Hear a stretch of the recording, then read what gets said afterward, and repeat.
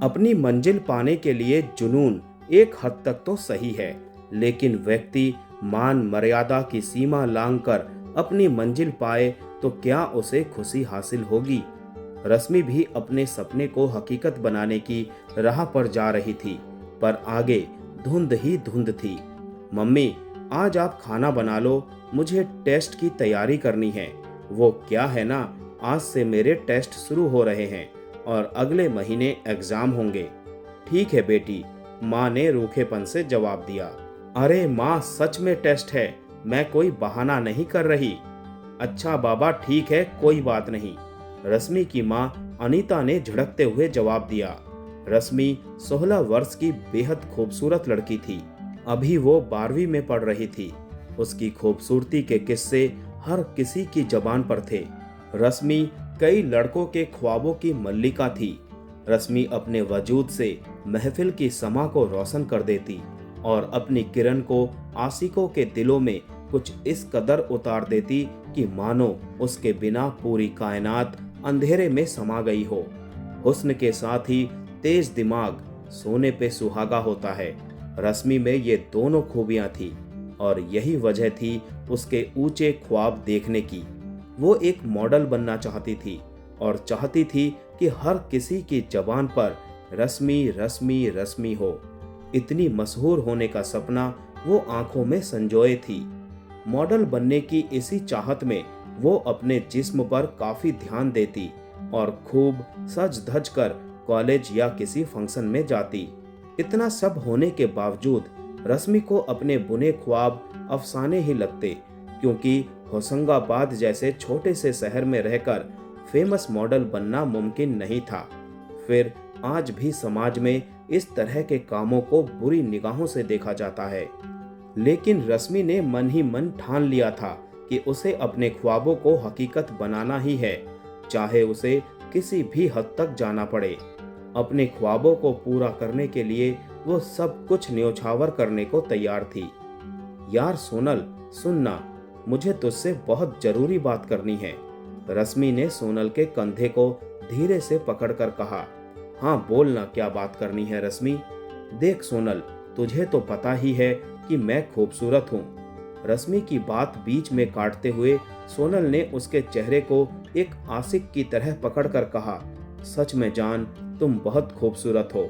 मैं तुमसे अभी इसी वक्त शादी करना चाहती हूँ। I love you. सोनल यार, मेरा मूड मजाक का नहीं है, मैं सीरियस बात कर रही हूँ और तुझे हंसी मजाक की लगी है। सुन रश्मि, मैं सच कह रही हूँ, तू बहुत ही खूबसूरत है। अच्छा, ये सब जाने दे, अब बता क्या कह रही थी। रश्मि संजीदगी से बोली, मैं आगे की पढ़ाई के लिए मॉडलिंग करना चाहती हूँ।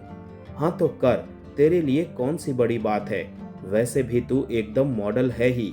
सोनल ने रश्मि की हौसला अफजाई की।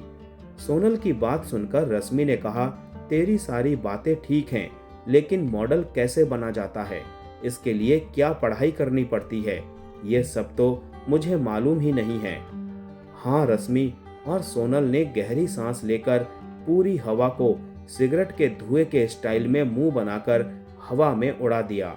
इस पर दोनों अपना सिर पकड़कर ऐसे बैठ गई मानो कोई राह ना दिखाई दे रही हो।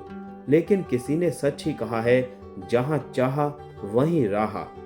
परीक्षा की घड़ी नजदीक आ गई थी और परीक्षा के बाद जब रश्मि अपने दोस्तों से मिली तो सभी एक दूसरे से सवाल जवाब करने लगे। तभी वहां पंकज आ गया। रश्मि, तुम्हारा पेपर कैसा हुआ? पंकज ने उत्सुकता से पूछा। जी भैया, बहुत अच्छा, रश्मि नजरें झुकाकर बोली। पंकज रश्मि का बड़ा भाई था। रश्मि के अलावा घर में मम्मी पापा और एक छोटी बहन रागिनी थी जो 10वीं के पेपर दे रही थी। रश्मि के पापा दीपक पाटीदार थे। आमदनी साल भर में इतनी हो जाती थी कि घर का खर्च आसानी से चल जाता, लेकिन शौक पूरे नहीं किए जा सकते। रागिनी एकदम सिंपल लड़की थी। उसे अपनी दीदी की तरह सजने संवरने का बिल्कुल भी शौक नहीं था। 12वीं के बाद कोई काम ढूंढने के लिए परेशान होता है तो कोई अच्छी जगह एडमिशन के लिए। रोहित आते ही सोनल को देखकर मुस्कुराया। कैसा हुआ तेरा पेपर? ठीक ही हुआ है, सोनल मुंह बनाकर बोली। अपना बताओ। सब ठीक है यार, इतने नंबर तो आ जाएंगे कि फिर से इस स्कूल में ना पढ़ना पड़े। ये कहते हुए रोहित की नज़र रश्मि की तरफ टिक गई, लेकिन रश्मि उसकी इस हरकत से बेपरवाह आलिया से बातों में मशगूल थी। दरअसल रोहित पिछले 2 वर्षों से रश्मि की चाहत में पागल था, लेकिन कभी दाल नहीं गली। हारकर रोहित अब उसकी राह से हटकर सोनल की जिंदगी में आ गया। रश्मि, तुम आगे की पढ़ाई करोगी या नहीं? आलिया ने पूछा। हाँ आलिया, मुझे बीकॉम करना है, रश्मि ने जल्दी से जवाब दिया। इसके लिए तुम्हें बड़े शहर में दाखिला लेना होगा, सोनल तपाक से बोली। रश्मि रेशम जैसे बालों को उंगलियों में नचाते हुए बोली, यही तो मुश्किल है, किस शहर जाऊं और किसके साथ। इसी उलझन में शाम हो गई और सभी एक दूसरे से गले मिलकर विदा लेने लगे। घर पहुंचकर रश्मि ने अपनी बाहों की माला माँ के गले में डालकर जिस्म को ढीला छोड़ दिया। माँ मुस्कुराते हुए बोली, बेटा क्या बात है, आज अपनी माँ पर बहुत प्यार आ रहा है। मम्मी, आपसे एक बात कहूँ? रश्मि झिझकते हुए बोली। हाँ बोल, क्या बात है? वैसे भी आज मैं बहुत खुश हूँ, अनीता उसके गालों को प्यार से खींचकर बोली। अब रश्मि के सामने दिक्कत ये थी कि वो मम्मी से किस तरह बात शुरू करे और कहां से, लेकिन शुरू तो करना था। इसीलिए उसने हिम्मत करके मम्मी से कहना शुरू किया, मम्मी बात ये है कि मैं आगे की पढ़ाई के लिए बाहर जाना चाहती हूँ। ये कहने के साथ रश्मि अपनी माँ की आंखों में आंखें डालकर बड़ी बेसब्री से उनके जवाब का इंतजार करने लगी। अनीता की सांस जहां की तहां रुक गई। उन्हें कुछ समझ नहीं आ रहा था कि इसका क्या जवाब दूं, क्योंकि पति को वो अच्छी तरह जानती थी। कुछ लम्हों के बाद गहरी सांस छोड़कर ये कहते हुए वो खड़ी हो गई कि इस बात की इजाजत तेरे पापा ही देंगे। रश्मि को एक पल के लिए ख्वाब टूटते हुए लगे, लेकिन दूसरे ही पल संभल कर बोली, मम्मी आप पापा से बात कर लो, मुझे बड़ा शौक है कि पढ़ लिख कर आप लोगों का नाम रोशन करूं। अच्छा ठीक है, माँ ने इशारे से हामी भरी और अंदर चली गई। रश्मि का सोच सोच कर बुरा हाल हो गया था। अगर पापा ने मना कर दिया तो? नहीं नहीं, ऐसा नहीं हो सकता। खुद ही सवाल करके जवाब भी खुद ही दे देती। उस रात रश्मि की आंखों से नींद कोसों दूर थी। सारी रात करवट बदल बदल कर उसने सुबह कर दी, लेकिन अगली सुबह इतनी खूबसूरत होगी उसने सोचा नहीं था। अब ख्वाबों को हकीकत बनाने वाली वो जादुई छड़ी रश्मि को मिल गई थी, क्योंकि पापा मान गए थे कि रश्मि आगे की पढ़ाई कर सकती है। 12वीं का रिजल्ट आ गया। रश्मि ने स्कूल में टॉप किया था। रश्मि के साथ घर वाले भी बहुत खुश थे। खुश भी क्यों ना हो, बेटी ने उनका सर फक्र से ऊंचा जो कर दिया था। भोपाल के अच्छे कॉलेज में रश्मि का बीकॉम में एडमिशन हो गया। वो पीजी में रहने लगी। उसका कॉलेज पीजी से आधे घंटे के फासले पर था, जिसे वो बस से तय करती। रश्मि को आए हुए अभी 2 ही महीने हुए थे कि 5 सितंबर नजदीक आ गया, यानी टीचर्स डे। इसके लिए क्लास के कई लड़के लड़कियों ने तरह तरह के सांस्कृतिक प्रोग्राम करने के लिए तैयारियां शुरू कर दी। रश्मि को बड़ी जगह पर हुनर दिखाने का पहला मौका हाथ आया था, इसलिए वो किसी भी कीमत पर इसे गंवाना नहीं चाहती थी। लिहाजा वो भी डांस की प्रैक्टिस में जी तोड़ मेहनत करने लगी। कॉलेज में प्रोग्राम के दौरान सभी ने एक से बढ़कर एक झलकियां दिखाकर खूब वाहवाही लूटी, लेकिन अभी महफिल लूटने के लिए किसी का आना बाकी था। तू शायर है, मैं तेरी शायरी, माधुरी की तरह डांस करती रश्मि और उसकी परफॉर्मेंस देखकर हर तरफ तालियों की ताल सुनाई देने लगी। सभी की जुबान पर यही गीत खुद ब खुद चलने लगा था। खैर, रश्मि स्टेज से ओझल हुई तब जाकर स्टूडेंट शांत हुए।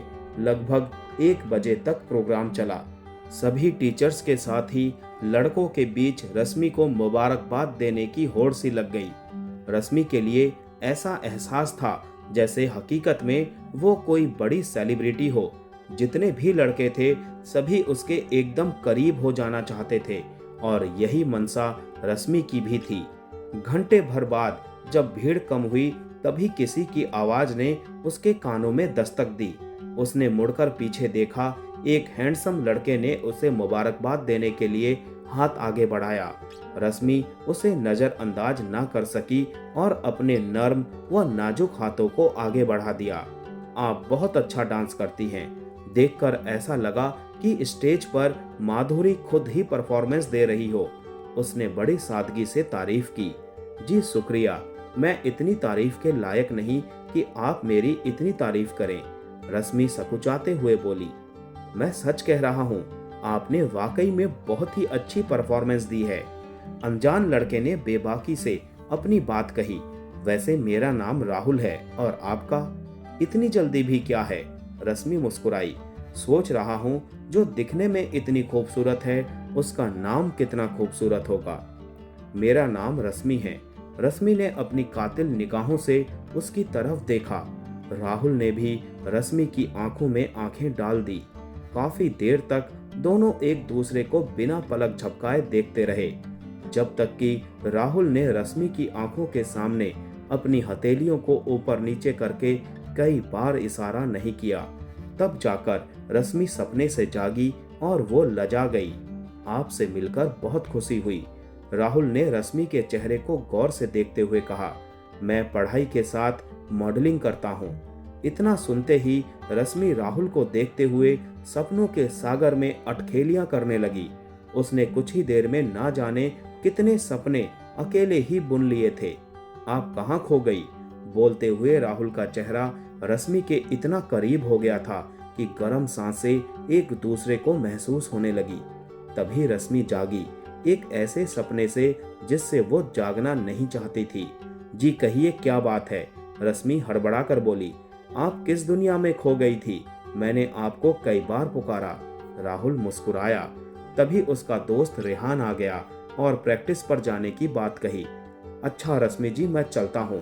अब आपसे कब मुलाकात होगी? अगर आप बुरा ना माने तो क्या मैं आपका नंबर ले सकता हूँ? जी क्यों नहीं। और रश्मि ने उसे अपना नंबर दे दिया।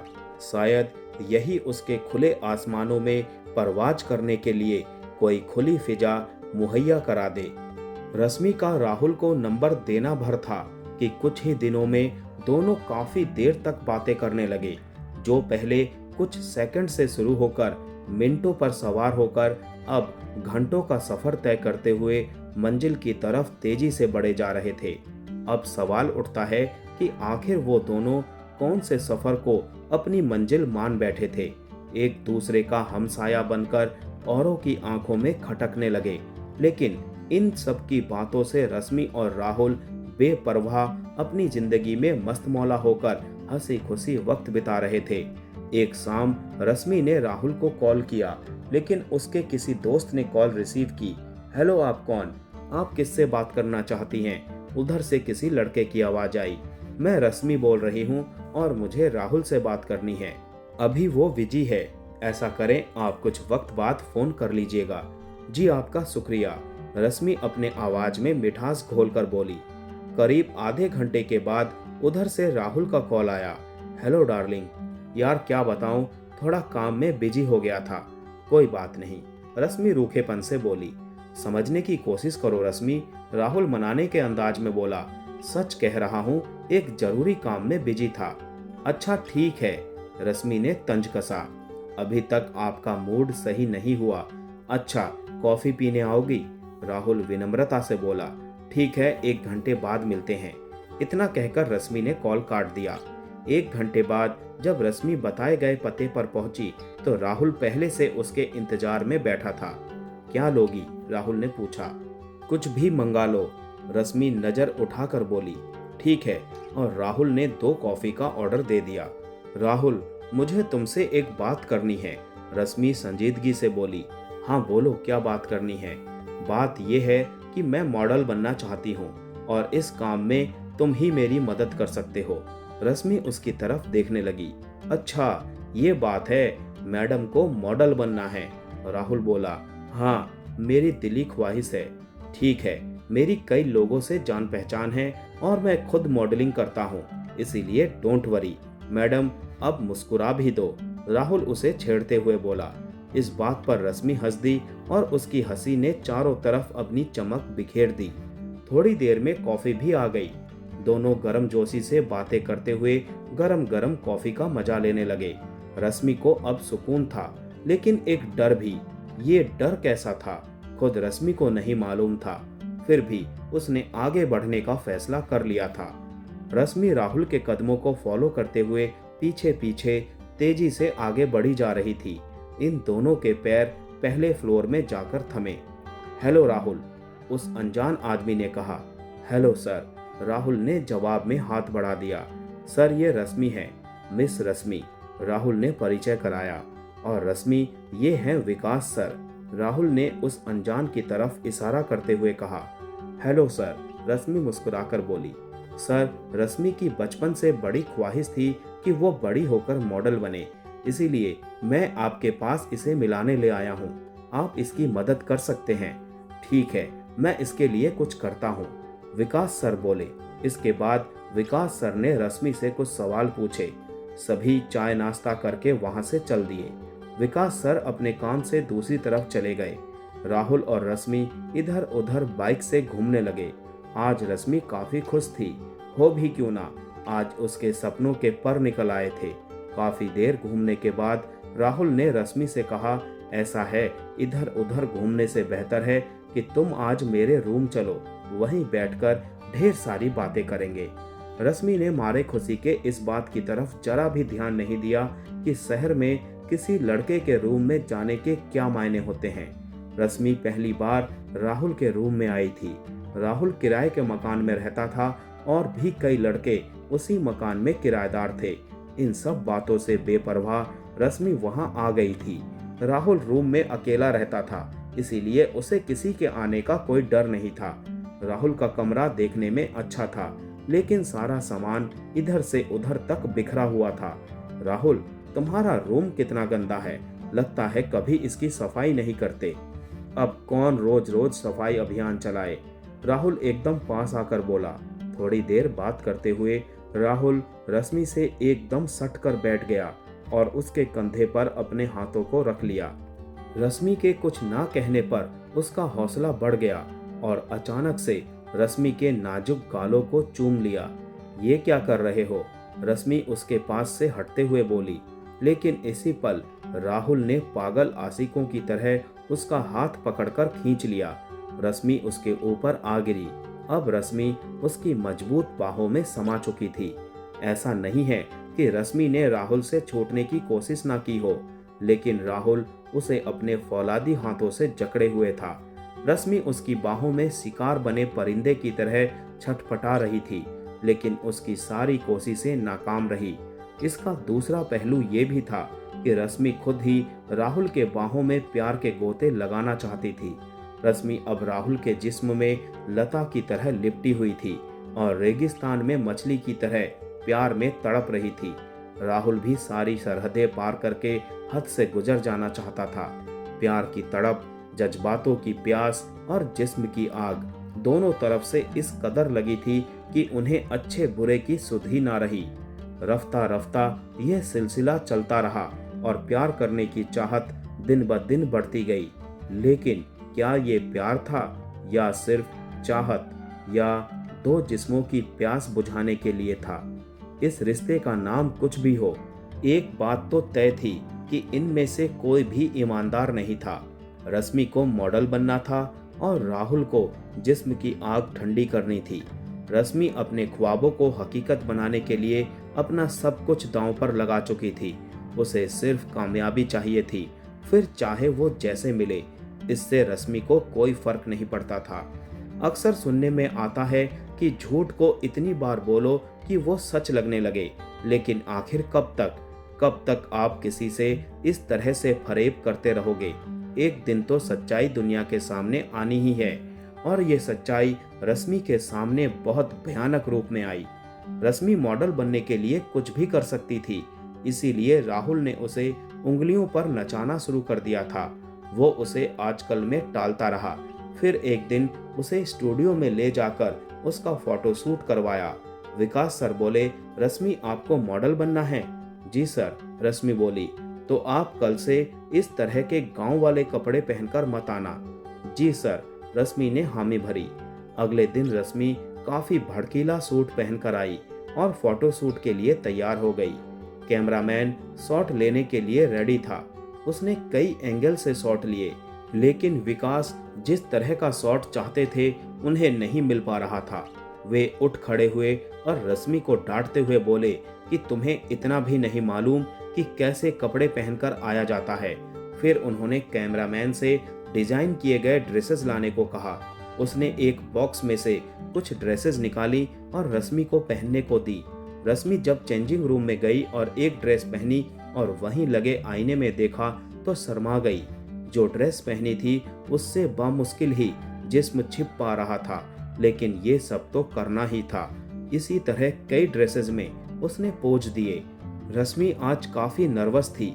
उसकी हालत देखकर राहुल उसे करीब करके बोला, रश्मि ये सब तो करना ही पड़ेगा, अब मॉडल जो बनना है। हाँ राहुल, फिर भी मुझे कुछ अच्छा नहीं लग रहा, रश्मि उदासी से बोली। रात को रश्मि काफी देर तक छत से लटकते पंखे को निहारती रही। क्या मैं जो कर रही हूँ वो ठीक है, या मॉडल बनने के चक्कर में मैं किसी दलदल में फंस गई हूँ।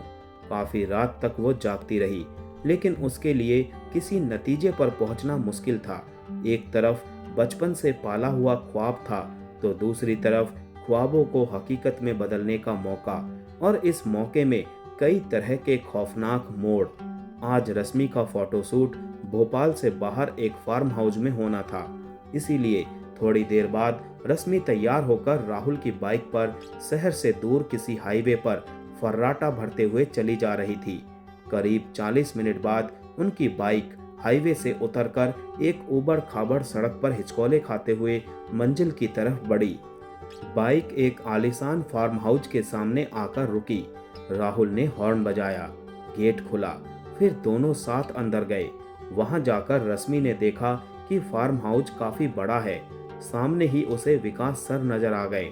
रश्मि ने नमस्ते कहा। इसके जवाब में विकास सर ने भी। अंदर जाकर रश्मि ने देखा तो खाने पीने का इंतजाम पहले से ही था। वहीं टेबल पर कुछ बोतलें शराब की भी थी। ये सब देखकर रश्मि को अजीब लगा, लेकिन फिर सोचा कि ये सब आज के दौर में चलता है। थोड़ी देर बाद सभी एक बड़े डाइनिंग टेबल पर बैठकर खाने पीने लगे। रश्मि, सक्सेना सर ने उसे शराब पीने का ऑफर दिया, लेकिन रश्मि ने साफ मना कर दिया। ये सब चलता है, राहुल पीते हुए बोला। इस बार रश्मि ने जाम को हाथों से थाम लिया। शराब पीते ही रश्मि को बड़ा अजीब लगा, जैसे कोई तीखी चीज गले को चीर कर अंदर तक उतर गई हो। विकास सर और राहुल पर शराब का सुरूर चढ़ा तो इन्होंने इधर उधर की भद्दी बातें करनी शुरू कर दी। थोड़ी ही देर में विकास सर ने रश्मि को अपने पास बुलाया और हाथ पकड़कर उसे अपनी गोद में बिठा लिया और छेड़खानी करने लगे। सर, आप ये क्या कर रहे हैं? ये सब गलत है, रश्मि ने कहा। लेकिन सही और गलत की किसे परवाह थी? तुम्हें मॉडल नहीं बनना क्या? देखो रश्मि, जिंदगी में कुछ बड़ा करना है तो ये सब गलत नहीं है, और मेरे कुछ करने से तुम्हारी खूबसूरती में कोई कमी नहीं आ जाएगी। ये कहते हुए सक्सेना के हाथ रश्मि के गालों से होते हुए उसके सीने पर आकर थम गए। सर, ये तो मेरे बचपन का शौक है, रश्मि धीमी आवाज में बोली। फिर क्यों मना कर रही हो? हम कोई गैर नहीं हैं, हमें अपना ही समझो, विकास सर कहते हुए बदहवास उस पर टूट पड़े। रश्मि मॉडल बनने के लिए अपनी इज्जत दांव पर लगाने से गुरेज करने वालों में नहीं थी।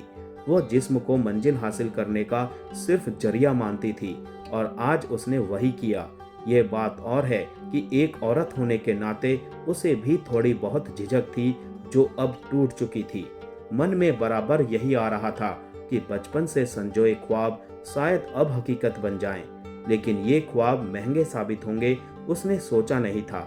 लेकिन महंगे ख्वाब आसानी से पूरे भी तो नहीं होते हैं, इस बात का एहसास उसे अब तक हो चुका था।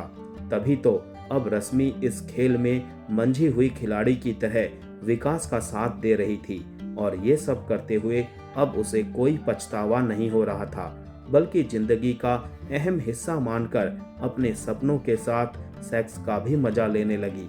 उसे अपनी मंजिल मिल गई थी।